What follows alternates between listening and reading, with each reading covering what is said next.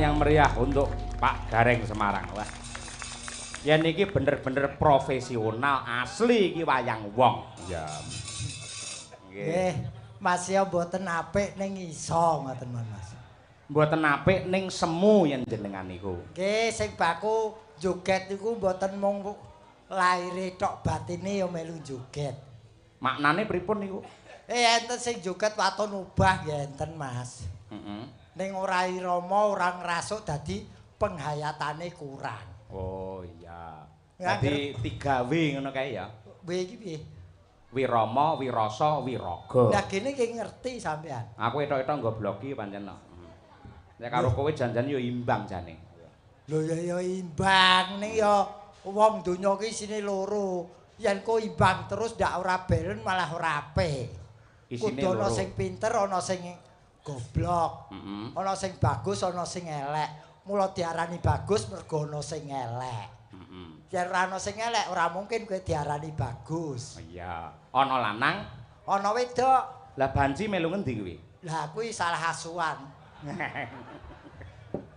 Iya. Ngrembug neka-neka. Dalam rangka hari jadi Trenggalek yang ke-829 Mas Gareng. Nggih alhamdulillah nderek ngrayakaken menika Mas. Nggih. Nggih, tepi-tepi saking Semarang dugi mriki kapure partisipasi. Ternyatane nggih dangu niki kula boten sowan Trenggalek suwi pun. Nggih to. Tak kira lali yen Semarang ki ana garenge. Pancen sejatosipun panitia menika namung manut kalian menapa ingkang kula aturaken. Dados Pak Kadis, Pak Nyoto paring dawuh dhateng kula. Sinten Pak Dalang mangke bintang tamune.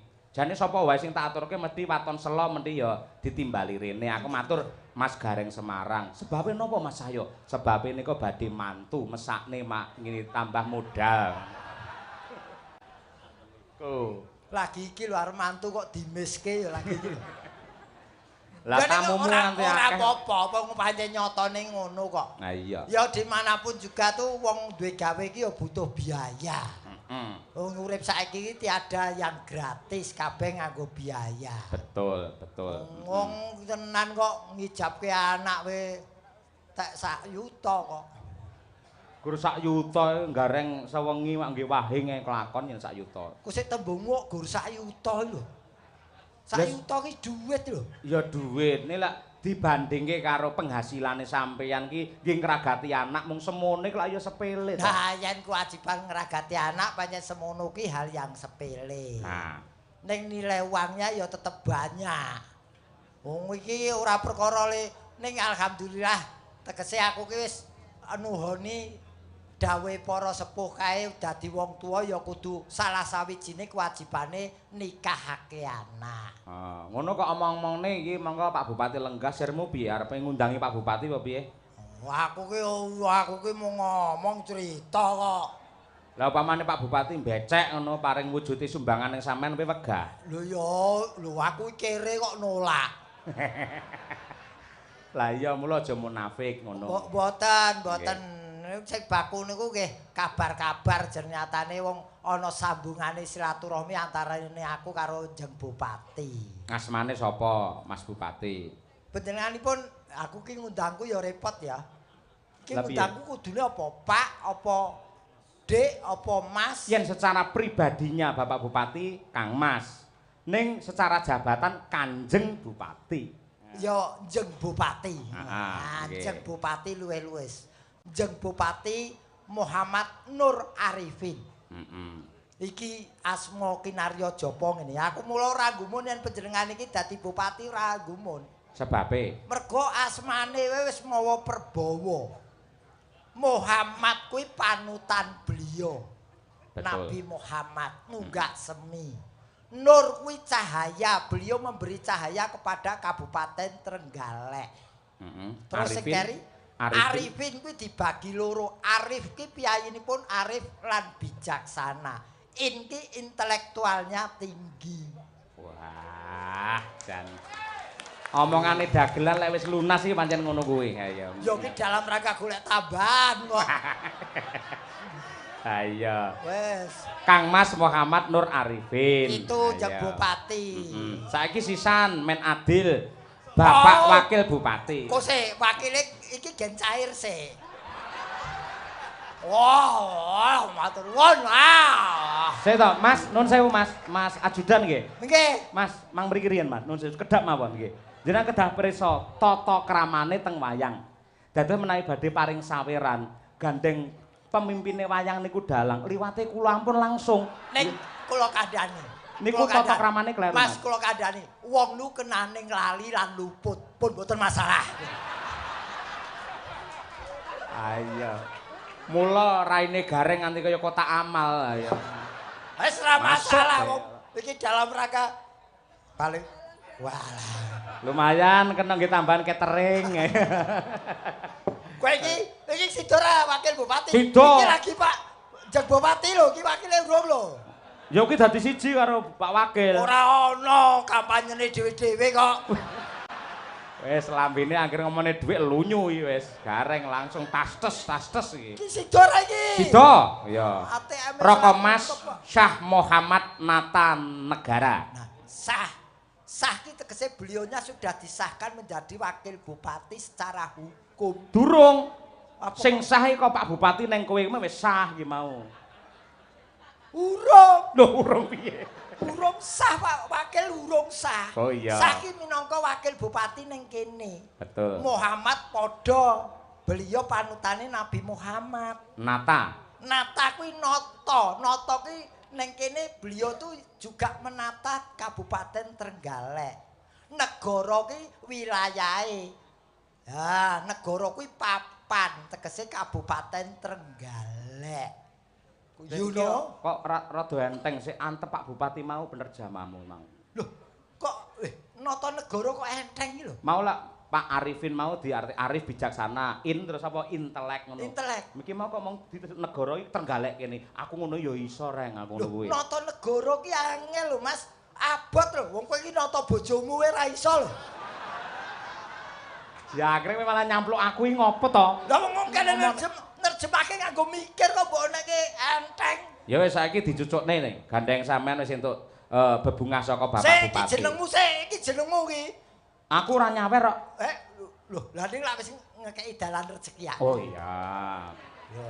Ning sing apik lho ya. Nganti elek koprok lho we ora. Iki aku omong dawa iki karo delok glagate Pak Wakil kok ora bergerak babar blas. Lambene lho ora. Ora. Aja ngisini-ngisini awakmu rene sing ngejak aku lho. Ora. Aku kok ngisini-sini. Lho. Etikanya Mas. Nggih. Lewat pimpinan Mas, lewat pimpinan Mas. Aduh mati aku wis. Dadi ora enak aku. Wis, ya. Aku dadi mau Pak Bupati wis saiki Pak Wakil jan piro iki?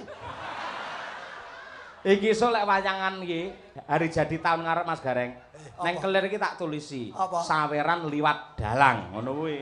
Lho, kuwi kena rikala aku meh iki ora duwe gawe kena nek waktu duwe gawe kudu langsung aku. Ora ana nyumbang kok. Darurat tok ya. Darurat tok lalui kowe kelong. Ayo jenengmu sapa jenengmu? Hah? Jenengmu sapa? Lah sapa wong kumpul mendino Aku ora nyawer ki terus lali jenengmu. Cahya Kuntadi. Ayo awas. Ora yen ki tak gawe apik, Cahya Kuntadi piye? Cah kuwi cah Blitar saiki urip ning Karanganyar. Ya ora? Iya, Ya ora? Betul. Inggih leres, inggih. Aku le. Iya. Ya kuwi ya iki putrane Pak Sukron Suganda. Lah iki kleru kowe. Sapa jenenge bapakmu sapa jenenge? Tak koprok lho ora. Sapa jenenge? Ki Sukron Suwanda. Ah, ya. Kowe Suganda. Lah sing duwe bapak kowe sing ngapal kowe no, aku kok ngapal kowe nggo apa? Akrokane ora. Kun. Ya, Kun. Kuncara asmane minangka dalang nom kan garap lakon. Kowe iki dalang sanggit cara-carane.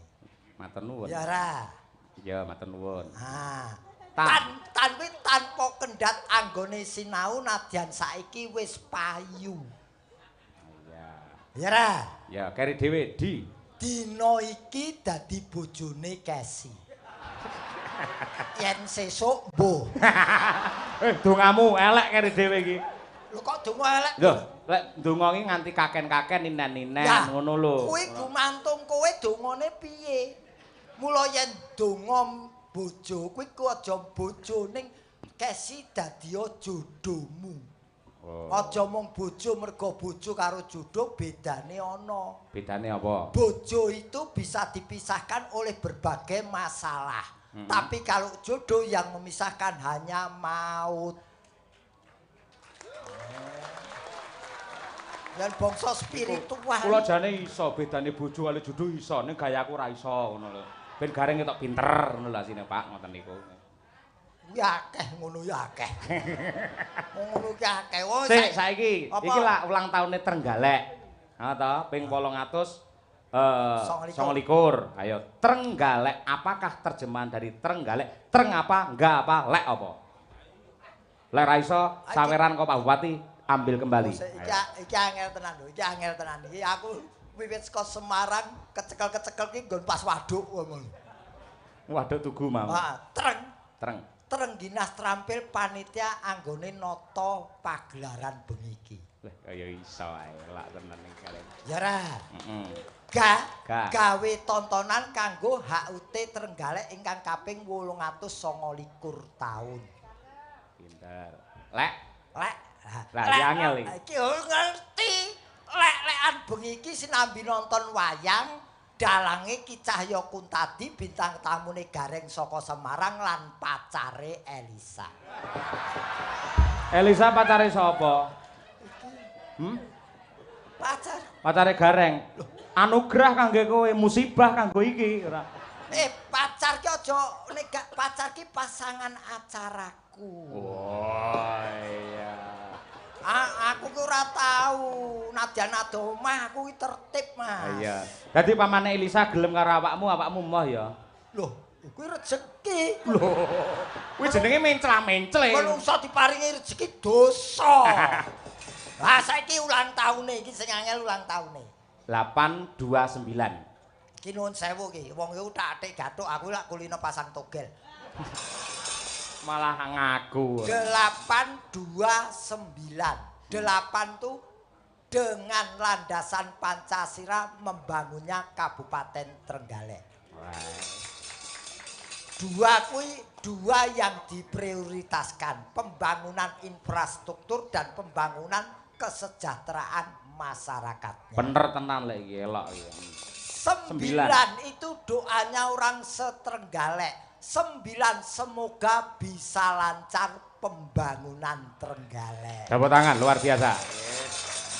Elok. Jos reng. Wah, aku ki bangsa ngonceki wis pokoke wis. Lah oncek-oncek pinter ya? Oh, no. Bojoku dadi loro ya tak onceki kok. Kaya kacang ya. Tak goleke kanca Mas Gareng. Sapa? Ya Mbak Elisa Orcarus Alaso. Iki ya penggemare ya iki kok. Ya pelok Mas, nggih nyupoti Mbak Elisa. Bareng yo. Nangis sajroning atiku.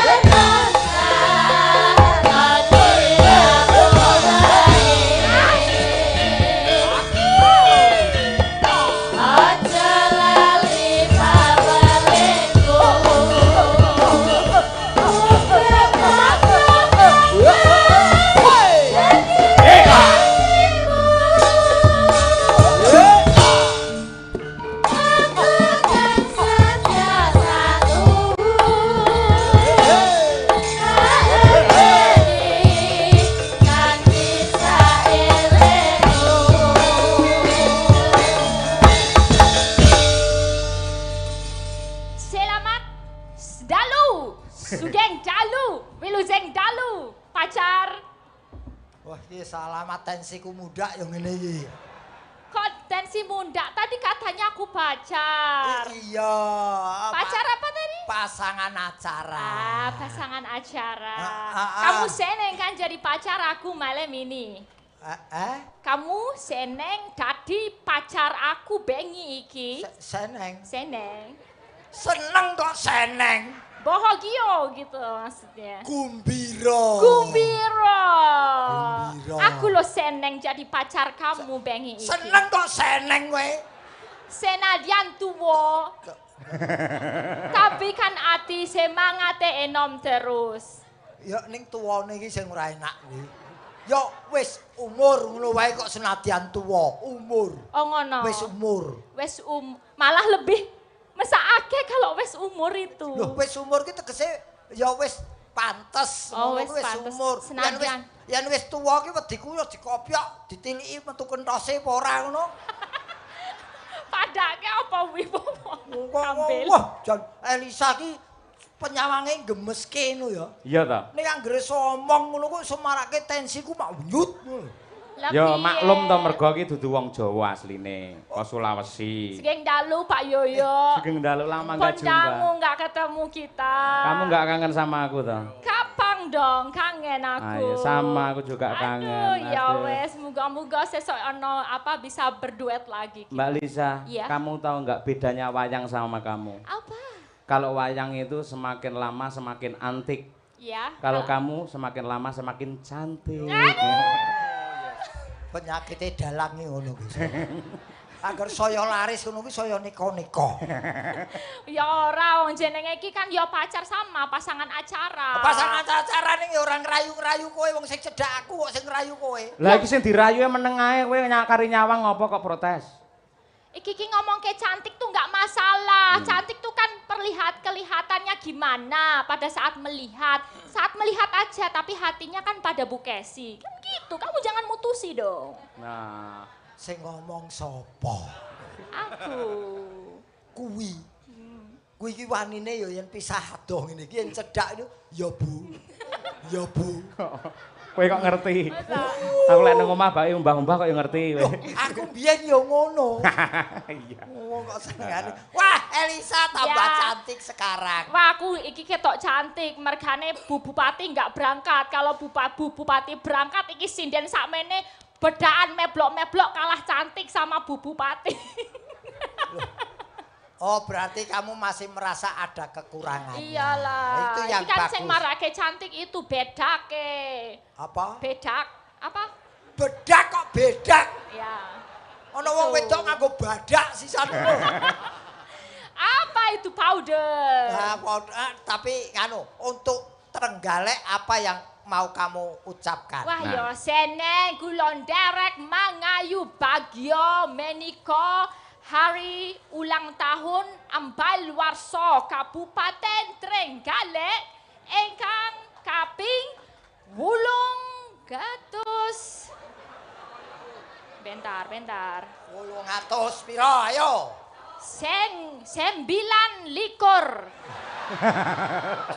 Wes bener aku nek saiki. Piye sirahmu piye Reng? Mumet tenan aku. Aku rumah sawu kaya cedhak company. Kok cekep Ngomong ora cetha. Aku bener loh. Ini lahir itu tanggal 31 Agustus 1194 artinya. 94 iki 829. 9 songo ya songo. Yo. Songo doso likur. Aduh mati.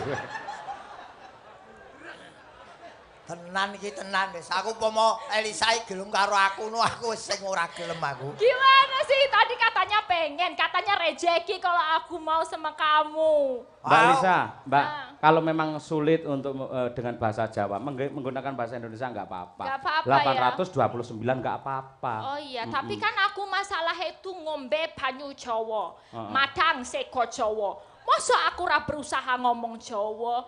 Ya sak iso-isone sak kaduk-kaduke. Ya nganggo Jawa. Tetep pengen Jawa. Iya. Ulang tahun ke 829. Kalau dijawakan 8.200 kalih doso kalih likur songo. Reng. Iki kok ketoke asam lambungku kumat iki malam jan iki. Aku berusaha lho ini. Iki lho sing marai ngene iki lho. Nyambut gawe ketoke seneng, kepethuk wong wedok ayu seneng. Ning bareng ngrungokke omongane iki lho sok maksud ngene iki. Iki kolesterolku iso mundak lho ngene iki. Ngene. Kalau memang belum bisa, iya. Seperti Mas Yoyok bilang pakai bahasa Indonesia. Kalau belum bisa, sinau dulu, belajar dulu. Baru dicoba Ucapkan. lagi. Berarti kalau gitu nggak bisa-bisa. Kita harus berani dulu. Kalau salah ngaku salah, selesai. Kita buat lagi, kita benerkan, bisa maju. Ambohel. Seto. Reng, jajal kon hitung-hitung ajaran ono. Ayo hitung-hitung. 1 sampai 10. Setunggal. Nah, betul. Kalih. Pinter. Tilong. 3. Telong. Dosa itu telong lah. Iya, ning yen 3 ki 3. Tilong. 3. Sekawan. Gasal. Ini keramanya apa ya? 6 ya 6. Gak boleh, gangsal aja dapat kromo, masa enem gak dapat kromo? Lah 6 iki kromone apa? Ya apa? Aku tanya kamu sing tuwa. Gangsal tambah setunggal. Oh gitu, gampang berarti. Gangsal tambah setunggal, gangsal tambah kali. Sedoso kirang kali, sedoso kirang setunggal. Sedoso. Gurune apik, gurune kuwi janan ora. Makasih Pak Guru, aku dari Modeng. Bosok kromo. Iki mau tekan piro? Sedoso 10. 10 nganti 20. Sedoso. Siji. Sedoso siji, sedoso kali, sedoso 3, sedoso patang, sedoso 5, sedoso 6, sedoso 7, sedoso 8, sedoso 9, kalih 21. Kalih dosa sik wis kalih 21 piye? Iki salah panitia iki.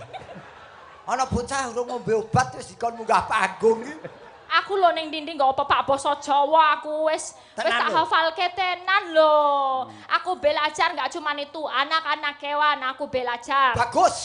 Anak gajah jenenge bledok. Anak pitik jeneng kutuk. Anak macan jenenge kokor, anak lutung jenenge kowe. Bener pancen kuwi. Ya bener nek ora nyawang aku to. Lah ngobrole karo awakmu kok dibijekke jalan. Aku kan membijekke iki bener apa salah ya Pak ya. Sik, balene anak gajah, bleduk. Anak pitik, kutuk. Anak macan, gogor. Anak ketek. Ketek nggak tahu, tapi kalau lutung itu kowe. Nah. Rono. Kalau lutung itu kono. Kowe. Dadi kowe kuwi anak lutung. Oh ya padha. Ya padha ketheke Mbak Ayu ora. Wah, sejenis primata. Tapi aku seneng loh ini meriah loh ulang tahun Trenggalek yang ke-802. Meriah ora wariah. Meriah. Walah yo karang nek wis tuwa kopenge sudo rungon lah. Aku bilang meriah loh Pak Kareng. Meriah. Seneng aku bombong lan matur sunak sembah nuwun Pak Bupati. Mas apa Bapak ya? Aduh ini satu angkatan sepertinya ya, sama aku. Mau Mas mau Bapak yang penting dalam hatimu tetap menghargai beliau. Oh inje. Mas Bapak Bupati Ipin, saya Susanti. Lambene lho.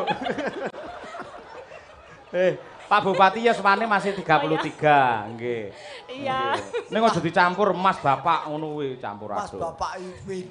Ya kan panggilan ini akrab masyarakat karena tresnone sama Pak Bupati. Betul. Pak Arifin panggilnya kan Mas Ipin. Kalau melihat beliau masih muda sudah memangku jabatan sebagai bupati, komentarmu bisa? Lah beliau itu luar biasa, isi enom encene sing enom karo tuwa ki apik enom. Ampuh wong enom. Enom, ora enom. Enom. Bung Karno saja mengatakan, bawakan kepadaku 1000 orang tua maka akan kucabut Semeru dari akarnya. Tapi bawakan aku 10 pemuda maka akan kuguncangkan dunia. Waduh. Calon dokter ya. Calon dokter. Agar ngomong ngono lho cetha agar gon setunggal ngolok meletot terus kowe. Ya apik enom apa tua nek menurutmu? Gon nanti. Ya ini kalau dihitung-hitung apik enom apa tua? Yang bupati itu.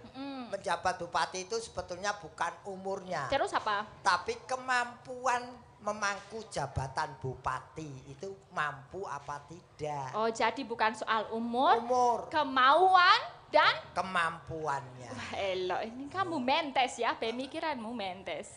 Mentes. Mentes sok mentes. Ya apa itu meletik? Apa? Meletik. Meletik ya. kok meletik. Ora metik sisan ngono. Tak kandhani Mbak, jargon dari Trenggalek adalah meroket.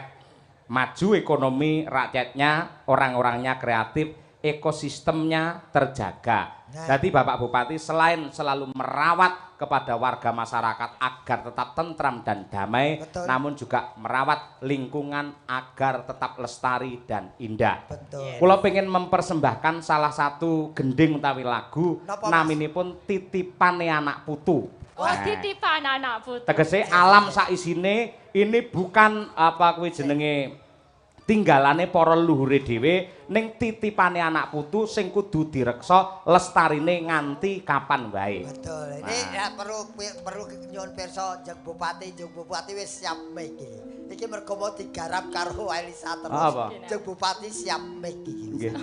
Monggo menawi badhe paring sore. Jeng Bupati. Monggo menawi pun bales monggo. Niki mumpung Elisa niki wah. Ampun dipidana, kula namung ke gojekan semoto. Semata kok semoto. Mbak Gareng, kok Mbah? Ora iso aku ngamuk karo Elisa iki. Lho, sebabnya enten apa, Jeng? Lah wong Elisa iki emang lali karo kowe iki aku ora bisa kok. Ya, emang lali karo kowe ora bisa. Elisa. Makasih Bang Bupati. Wong wedok ki ngono iki. Jeng. Wong wedok ki ngono lek seneng ki sok-sok nggodhong-godhong ngono kae lho. Anu nyerempet-nyerempet bae. Lah iya ngerti lek bojoku adoh ning Cina. Oh, ngoten ta? Iya. Kalau nderek ini sinden kalah cantik semua. Kalau neng Google Bu Novita. Wah. Cantik banget. Iya ayu ning ora ngene-ngene iki. Badalang, dalem Bapak. Gareng niki Semarang original napa KW niki? Napa? Original Pak menika. Original ora. Aku kenal wong Semarang ki lek original, klambine abang, rambute sing putih. Lah iki kok raine sing putih. Oh. KW kuwi. Nggih, KW. Wone rambute putih, gadang pun tuwa mbledrek teng. Kudanan berarti. Luntur. Nggih. KW lek ngoten niki Pak. Nggih. Kula mboten KW Pak, DKW kula Pak. Nggih. Nggih wah. Padahal niki mengke enten napa namanya salah setunggale putri yang membanggakan dari Trenggalek. Naminipun Mbak Sari, badhe nderek nembang. Siap. Beliau ini berkemampuan khusus artosipun menawi tiang ngwastani disabilitas. Lek kula ngwastani bukan disabilitas tapi different ability. Senaosa napa namine paningale mboten sami kados panjenengan tapi paningal batine luwih tajem niki. Tapi suaranya bagus. Naminipun sinten Pak? Nyanyi lagunya Ojo Diplorotke judulnya. Loh, apa? Ojo diplorotke. Ingkang wonten sampai nih wayangan suwe orang ngerti lagu Ojo Diplorotke lho. Loh, kula malah berusaha untuk melorotke, Pak. Ingkang wonten menika aja dipleroki. Ora betul. Ora aja diplorot. Sing mas aja diplorotke lho. Karepku mlorotne dhewe. Lah kuwi lho. Piye? Jeng Bupati, jenengan pun mboten dadi bupati ndagel kali kula nggih. Iya. Cuman ngeten Pak Gareng. Aku tak takok malaikat sik. Lah engko tiwas job-jobane akeh gek sampean disikan aku lek ndagel dhewe malian. Duwete lek ora cocok lho. Lah, dudu aku lho sing ngomong. Ayo. Aku agar serembukan ngono, bareng wis tuwa agar rembukan kok ngono Pak Pengkorok. Boten niku dungane Bupati jenengan panjang umur. Amin, amin, matur nuwun Jeng. Wis mbah nuwun. Nggih monggo dilanjut terus. Namanya siapa? Mbak Sari, Mbak Sari. Tak kira Putri Aryani. Saya tak mempersembahkan Mirip. lagu titipan dulu ya Pak, tentang lingkungan hidup. Monggo nggih. Bu Kesi, ayo jumeneng kene ngancani Mbak Elisa, Bu Kesi. Ayo dawanono titipan. Bojomu melu to? Melu, ora melu ucul no aku. Ate kula wani ngrayu Elisa. Bebas lek bojoku santai ning kene. Kasih tahu kok. Oh, macam ya udah seperti kakak sendiri. Bojomu ki ngerti yen kowe iki untuk umum. Padake WC lambene ora. Aku ora madake wedine kowe krasa ya alhamdulillah. Awas lek ndodok, awas kowe. Ayo Bekasi iki ya wah daleme asline Tulung Agung cedhak karo Galek. Nggih. Kula nggih ugi nderek mangayu bagya hari jadi Kabupaten Trenggalek ingkang kaping 829 tahun. Betul. Mugi-mugi Kabupaten Trenggalek kedepannya tansah dados kabupaten ingkang makmur, murah sandang panganipun. Amin. Sedaya pejabat masyarakat tansah pinaringan katentreman lahir batin. Amin. Sukses gampang anggenipun pados rezekinipun. Amin. Omongane yen ndongake cetha ki ora anake pawang udan ora mungkin. Nggih matur nuwun kula nggih tangga cedhak mriki mawon Pak Gareng. Ngendi, Pak? Omah kula mung Tulung Agung mriku tur desanipun Ngentrong campur darat. Cedhak pantai Brumbun Popoh. Pun mriku dereng Ngentrong campur sari ngendi? Ngentrong kecamatane campur darat. Campur darat. Oh. Terus tangga dhewe kalih mriki wah kula jan remen sanget. Ingkang mresani ya Allah kuwata sanget. Bojoku tak elingke lho ya. Apa sayang? Bengi iki Elisa teko. Lek mau ngerayu aja nemen-nemen. Siap. Lek ngantek lek mau ngerayu nemen-nemen kelakon tekan omah tak ketok lho. Aja. Iki mau wis tak kandhani ya. Tak kandhani ya. Reng. Nocos malah. Aja ngono kuwi. Paling ora kowe memperindah keadaan, ngrukunke wong omah, aja malah dadi kompor ngono kuwi. Wani pira? Mah. Oh kok jenengane ana bojone mengkeret mau nggodho. Mau ngrayu-ngrayu Elisa Kok ning asline yen bojoku ki ngrayu Elisa terus terang El. Aku enggak apa-apa. Aku ya enggak akan cemburu sama sekali. Masa Bu? Bener. Aku soalnya wis ngalami dhewe ya. Aku wis rumangsa awakku wis tuwek. Dadi ngladeni dalang kondang dijek nom enggak kuat. Mula ya dheke ya maklum wae yen upama karo awakmu seneng aku ya enggak apa-apa El. Tenan. Maksudnya kita bersama satu rumah? Bersama? Bu ampun Bu, itu Pak Cahyo satu untuk panjenengan aja. Iya tenan Nanti ya. kalau aku satu rumah sama jenengan tugasku apa? Ya gampang no, bikinkan wedang, teh, kopi gitu. Ya, Aku yang masak gitu El. Yen kowe ora iso ngladeni Cahyo kun tadi gecek wae. Aja, aku cinta. Lah iki supaya netizen iki kadang-kadang aku kan dibully to. Buka sih kok nesu tenan karo Elisa cemburu padahal kita enggak, kita saling menyayangi. Iya dong, saling menyayangi. Aku ya juga menyayangi. Bukan mukrim. Cari kesempatan dalam kesempatan. Ngene iki angel lho, Reng. Apa? Angel. Piye? Mbok enom karo mbok wek rukun angel ngene iki. Nembang Bu Kesi. Dandang kula titipan katur khusus kagem Mas Bupati Arifin. Kita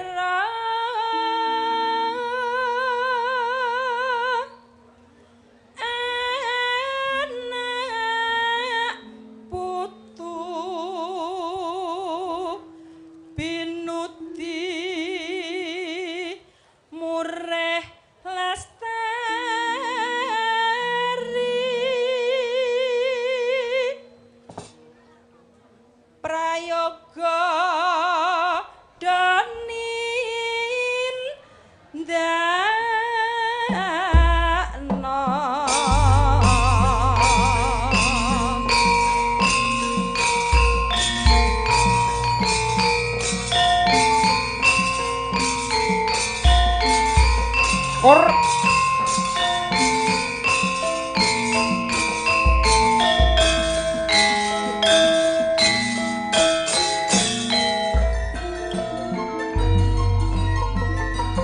Mari pala cinawi Kertaharjo iku Nusantara bumi kencana uga wis kaluka kanthi dasar Pancasila alase isine iku kabeh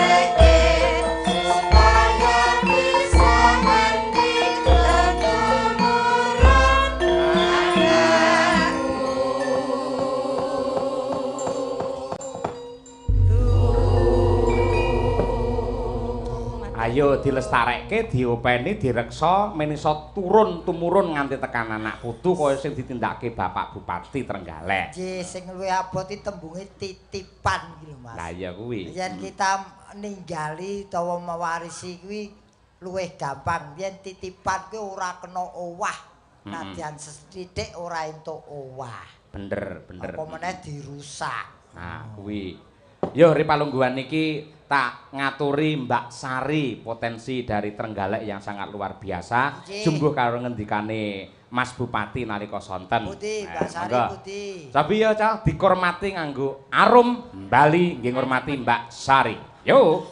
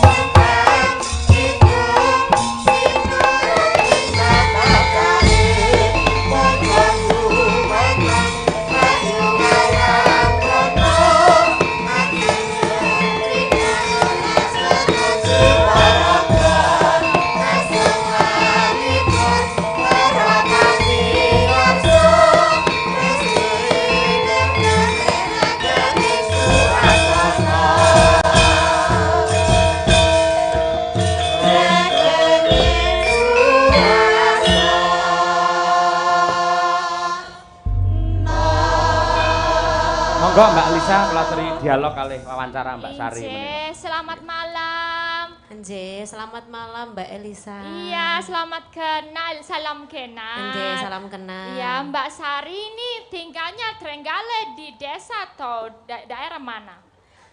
Tinggalnya di Desa Prambon, Mbak Elisa. Oh, Prambon. Ngerti, Reng? Anda ngerti paling. Nggih, sebelumnya assalamualaikum warahmatullahi wabarakatuh. Waalaikumsalam warahmatullahi wabarakatuh. Matur suwun Bapak Bupati, kula pun diparingi kesempatan teng mriki. Loh, nggih, wong panjenengan lagi warga Trenggalek, tetap diberi kesempatan menapa malih panjenengan ada potensi tentang dunia kesenian menika. Nggih, alhamdulillah. Udah pernah belajar tembang? Udah lama atau baru-baru aja? Sudah lama, dulu pernah sama Pak Yoyo juga, paling lupa. Oh, Pak Yoyo lupa. Oh, dulu nggih, sama Pak Yoyo Desi juga sudah. Suka merayu, gampang lupa Pak Yoyo. Nggih, Pak. Terus. Ayo, nggih, Pak. Melupakan diri ya. Ngapunten Pak, pancen lek pun ngono Bu Kesi kok sabar ngono lho. Napa? Lho, Esi sabar lho, padha lalene niki, Pak. Nggih, riyen tasik cuwilik kula. Oh, masih kasih. Pas teng pundi Mbak Sari, teng pundi riyen? Alah lali. Nek nang panggungmu kae lho. Oh, Watu Limo. Duka lali kula teng pundi. Oh, Nggih, pokoke jenengan jarak kula kalih wayang ajeng nyangoni kudu ora kudu iya. Oh. Nek sidane sangoni mboten. Sidane disangoni tapi dibedheki dhisik, milih dhuwit apa kodhok ngoten. Angel meh. Ah, gek goblokku ki ya milih kodhok. Gek meh ra sida dhuwite. Ning akhire lak sida to. Sida wong jenengan baik hati yo. Makasih. Agar karo wong wedok kok baik hati kowe ya. Iya no aku. Nek karo wong lanang kok semena-mena. Mbak Sari. Nggih. Nek wonten kesempatan panjenengan didhawuhi kalian Jeng Bupati partisipasi meramekan HUT Trenggalek badhe nyekar menapa? Napa nggih? Ngenteni mawon. Ngenteni sinten? Ngenteni. Ngenteni bis napa angkot? Ngenteni napa nggih? Napa? Sembarang wis ngenteni sembarang. Oh, sembarang. Nggih. Mereka anggitan yang mana? Ngenteni anggitan Pak Mantap itu ya. Aku ngenteni kamu betul-betul, Nggih. Nggih. Siap. Nggih. Dibawani mboten? Mboten. Nggih, wong ngenteni kok bawa kabutan. Mboten kan anu kula dadak mbawa ngenteni nyelot suwi mangke. Lah nggih leres. Nggih, salam damel kanca-kanca sing ningali teng sebelah ler. Kanca-kanca saking disabilitas. Oh, nggih. Teman-teman disabilitas. Biasa wan membawa supporter nggih. Onjeh niki wau anu, kula angsal titipan saking Bapak Bupati. Nggih. Napa? Hati-hati, Kak. Napa? Duka niki jenengan buka piyambak monggo. Bah iki aku padha karo kok sampluk raiku no malian. Lho, kula mboten nyampluk lho, niki kula paringne saestu. Titipan saking Bapak Bupati, Bapak Nur Arifin. Malah kok aja Muhammad Nur Arifin. kok aja duwe jenengan dhewe. Mboten, saestu jenengan tangkeleti. Estu to? Estu. Gandeng sing lantaran jenengan dibagi dua nggih. Napa? Niki duwe bagi dua. Yo lek disuwek yo aja. Yo sing suwek amplope. Oh nggih, amplope disuwek jerone dibagi ngoten. Oh bagi dua nggih. Ning sampe nembang sik ya. Nggih. Kemarin ya apian bengi iki. Ha iya, timbang kowe reng kok emplok dhewe ora. Oh, dan. Pak Yoyo, Badalang. Nggih. Lek dibagi dua, lek Sari wis munggah ya Elisa kon mudhun no. Lah napa, Pak? Ya kan dibagi dua. Kula diminta turun sama Pak Bupati. Oh, paling ajeng disangoni. Mergo Mbak Elisa. Pak kula siap kula ajeng mriku nek saiki. Mbak Sari lak munggah. Saat dibagi dua Mbak Elisa mudhun. Terus? Dadi kene ya ana, kono ya ana. Lah aku karo sapa?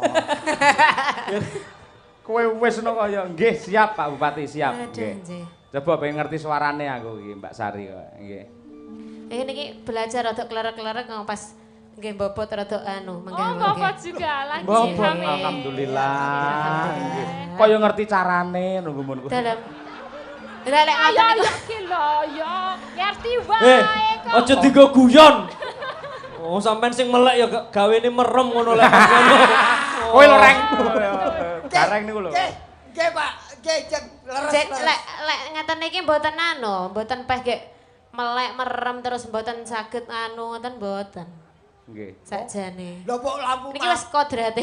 Nggih, pun pokoke kula menyerah kalian jenengan menyerah siap. Nggih, nggih. lampu mati wae ya pas kok. Apunten lho sakderenge. Pecicilan kula. Mboten napa-napa.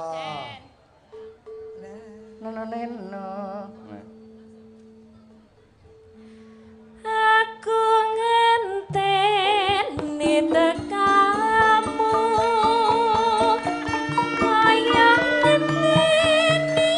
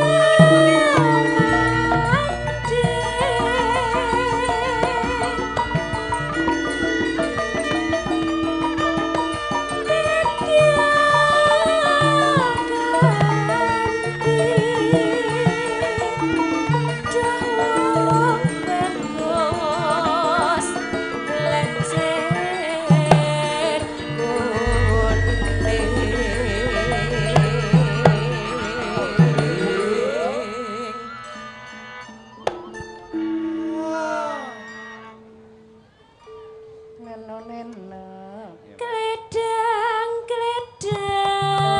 kae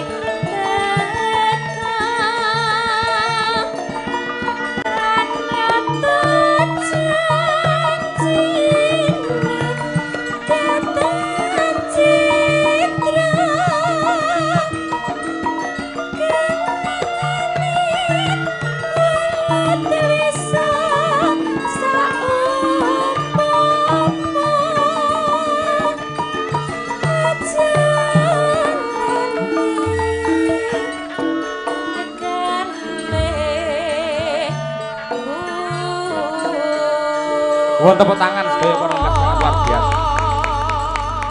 Niki mboten sida kula paro, mergo kula trenyuh.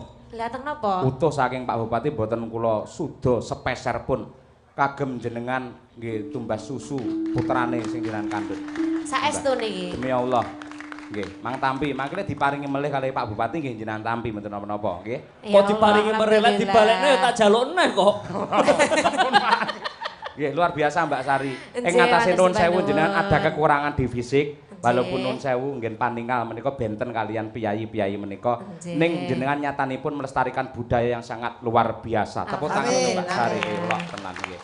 Pun nggih, matur mawon. Matur nuwun Mbak Sari. Wah, nggih matur suwun Pak Yoyo, matur suwun Mas Garek. Sami-sami. Matur suwun Mbak Elisa. Terima kasih banyak Mbak Sari panjenengan luar biasa. Mas Gareng, jenengan welas prihatin utawi seneng mboten ningali lare niki? Trenyuh. Trenyuh. Mau kok Pak Bupati diparingne ae ora apa-apa ayo. Mesake lagi mbobot. Blakan Mas. Kula nyawang Mbak Sari ngeten trenyuh. Luwih trenyuh mikir bojo kula golek konsumsi dereng kecekel ragane. Angel. Nggih, mboten usah niki. Kadung mlebu brankas e. Mbak Sari, nggih. Sampun sanes wedal, sampun kesupen menawi wonten nggih tetep ikut berpartisipasi. Nggih, insyaallah. Ada potensi di diri Mbak Sari. Alhamdulillah, nggih. Sinten ngerti jabang bayi teng lebet melu nembang? Ya, bisa menerus. Niki wong sing nyenggaki anak sampean lho, mboten lho. Lah kula kok mboten mireng. Lho, kula ngrungokke telepati kok. Alah. Sik Mbak Sari nuwun sewu. Jenengan carane belajar nembang niku pripun carane? Duka riyen pripun? Nggih mirengne ngoten. Sing jenengan mirengke suarane sinten? Sinten? Sinten nggih? Wong sembuarang kalir. Oh nggih, Bukesi nate mboten? Dalem? Bukesi nate mirengke mboten? Nggih, wong kula pertama kali panggih niku teng pundi nggih? Ngelongsor lek mboten salah. Riyen tasik dereng dados anu jenengan. Oh iya. Masih pacar ya. Dereng tasik. Mbak, bojo lawas niku. Nerokke suarane Kesi entuk ning aja nerokke galake ya. Napa galak to mboten? Ngono kuwi nesu mekrok. Padake pitik mekrok. Nggih, niki wau napa enten kanca kula sing ngefan kalian Mbak Sinten niku wau? Umi. Mbak Umi, nggih. Umi Hafifah. Mas Alek niku tukang elektron nggih tunanetra malahan mboten saged ningali. Nggih, ngefan kalih Mbak Umi. Oh, nggih, mangke kula sampaikke fan ya Umi. Nggih ngapunten Mbak Sari, Umi nembe pipis teng wingking dados mboten teng mriki nembean. Nggih. Mangke kula sampaikne tetepan nggih. Entene Betari Umo. Nggih, matur. Terima kasih Mbak Sari. Nggih, semangat sangat. Tepuk tangan sekali lagi, wah luar biasa. Saya antar ya Mbak ya. Nggih, matur sembah nuwun Mbak Sari. Berakan. Tasato cedak Elisa amplope sing kenceng. Padake copet, mboten aku tertib lho. Mbak Okfa, Mbak Winong ya turun ya ngancani Mbak Elisa ngoben nembang. Ya. Iki potensi. Alhamdulillah. Sapa meneh iki sing mudhun? Iki Mbak Okfa Lica karo Mbak Winong Ceria. Sewengi urung nembang blas. Rumangsa meneh kene iki nyambut gawe ora piknik. Ayo. Ayu. Mbak Winong ini berdua pinter joget semua Pak Dek. Kabeh iki pinter joget. Lho ya ora, Sindan ngadeg kowe rekoso wisan. Sindan lek ngadeg tak ngene ya apa to? Lho, mesti ngene iki lho ngopo. Lho biar tertib. Menutup aurat. Iya. Nah, nganggo iki nduk. Dadi engko polahmu ben maksimal. Wah, Sindan saiki nom-nom ayu-ayu. Kandhane kok. Pinter-pinter, ragate yo akeh. Ben ditepungke masyarakat Trenggalek khususnya Jeng Bupati kepengin jenengmu sapa? Nggih, tepangaken nami kula Okfa. Apa? Okfa. Owah. Okfa. Kowe bar mangan pete ya? Wah, ketusuk abab garenge. Oh, kelahiran Oktober kowe mesti. Nggih, leres. Bocah ndi ta, Dok? Surabaya. Surabaya. Surabaya. Lah ya Surabaya kok tekan Solo iki ngopo? Nggih, kula kuliah to. Kuliah ning ndi? Isi. Isi Surakarta. Nggih. Wis semester pira, Dok? Semester 7. Meh lulus. Nggih. Wah, ya muga-muga lulus kumlot ya, Dok. Amin. Nah, wis Jaluk sangune? apa? Sang. Anak kowe ora tau tak sangoni aja meneh kowe. Fa, kowe mosok ora ngerti to. Aja njaluk karo gareng. Kuwi iki arep mantu, butuhe akeh. Oh, Malah kowe kepara nyumbang. Ora. Jujur. Wis duwe pacar apa, Ru? Rahasia. Loh, Oh, kepo kok, Lah Pak. kok kepo to, Pak De? pacarmu kena rahasia. Rahasia pokoknya. Maksudnya rahasia ki piye?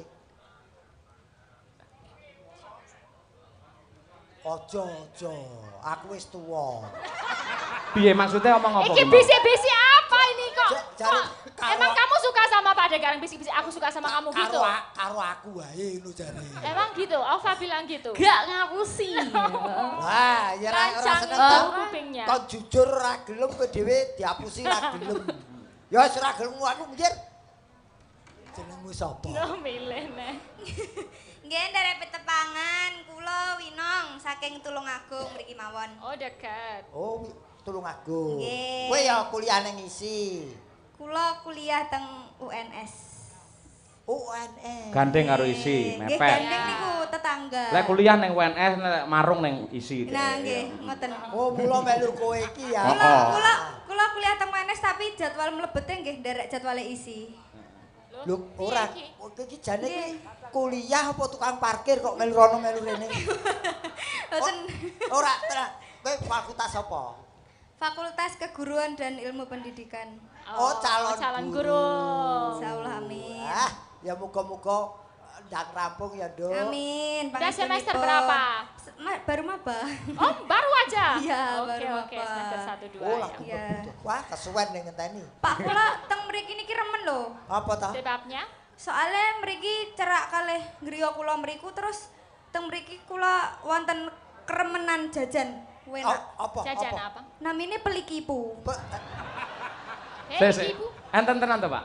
Apa beli Gitu. Oh, enak tenan kok bener. Apa, Nong? Pelikipu. Aduh, mesakne men to. Itu sejenis Wonten to Pak Bupati nggih. Panganan sing piye to kuwi? Arep to, enak iki. Enak iki. Jeneng pendopo lho ning rodonge pendopo lho enek. Manco. Oh, kula kita Jeng Bupati beto Pelikipu. Yo aku peli yo enek tapi yo ora kipu lek peliku. Ayo. Mergo lagi ditinggal ning Cina tadi kipu wae terus. Aku senengku kemedo Jeng Bupati ket yen wis kene iki wis. Lah lakone wis anggeni mau lho. Nggih leres. Radian senom ning wah sekti mandraguna pun. Sesuk tak duduhi Pelikipuku ya. Heeh, engko geceken nong. Woi, aja. Kuwi disenengi bojoku kok.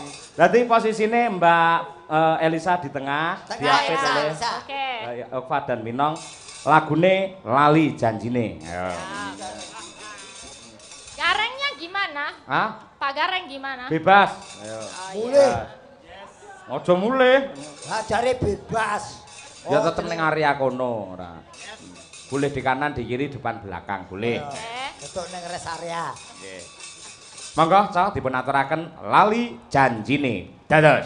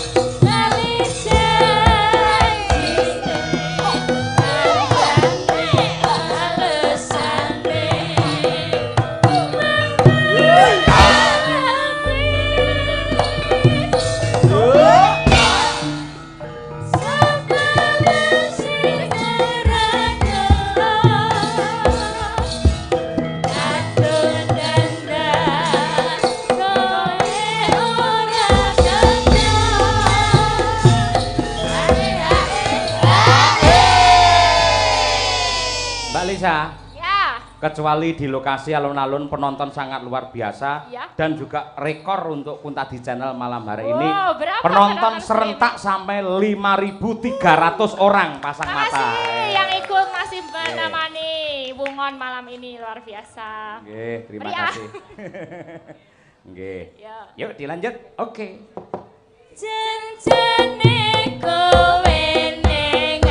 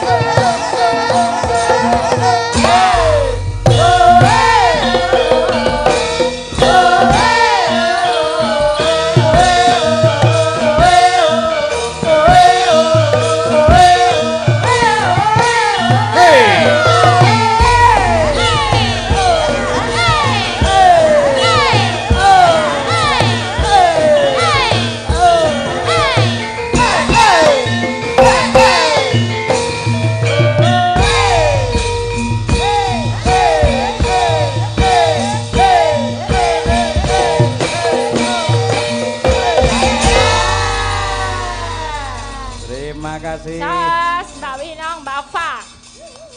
Okva. Penari-penarinya Indonesia. Kamu kemana saja, nggak pernah hadir di panggungku. KKN, Pak. Hah? KKN. KKN apa ndingi piye campur sari KKN. Ngapus nih wis seneng kamu.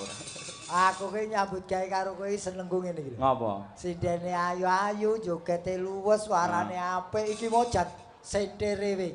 Heeh, senderewe bener. Senderewe kene iki jaran ki Australia. Okva mau. Okva mau Australia. Terus Elisa? Elisa ki wis oplosan. Oplosannya apa? Ya Jawa ya Australia. Iki Winong. Iki Winong ki sing deles senderewe ya iki. Kowe ngerti dak jaran Sumba ya iki. Jaran Sumba. Bokonge gede. Piye? Ngene iki kok awak ora ubah sing obah kene giur.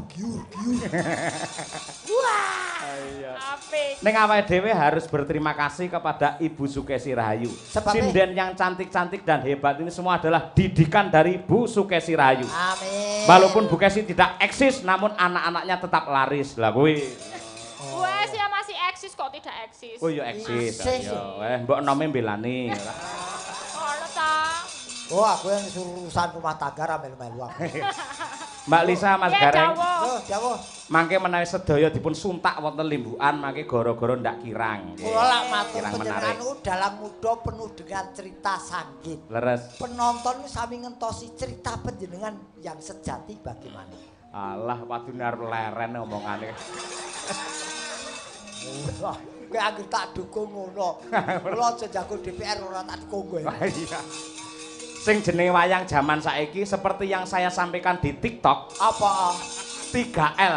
Apa Mas? Itu? Lagon, lucon, lakon kudu kecekel. Amin. Oke, yo rerakit mbacukne